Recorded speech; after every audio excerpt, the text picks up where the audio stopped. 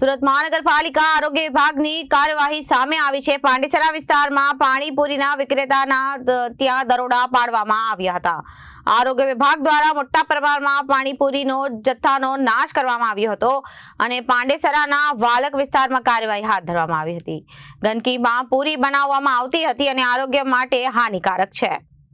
સુરત મહાનગરપાલિકાની આરોગ્ય વિભાગની કાર્યવાહી સામે આવી છે। પાંડેસરા વિસ્તારના પાણીપુરીના વિક્રેતાઓને ત્યાં દરોડા પાડવામાં આવ્યા હતા।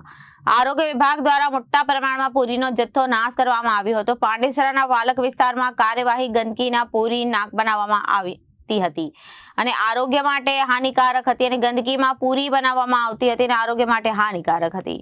મોટા પ્રમાણમાં પાણીપુરીનો જથ્થો નાશ કરી દંડની કાર્યવાહી કરવામાં આવી છે। ઉનાળામાં આવી વસ્તુઓ આરોગ્ય માટે હાનિકારક હોય છે। આ દ્રશ્યો ઘણું બધું દર્શાવે છે કે કેવી રીતે પાણીપુરી બને છે। જી સર, હું food safety officer access Patel અને આપણી સાથે જે જોડેના આરોગ્યનો સ્ટાફ છે।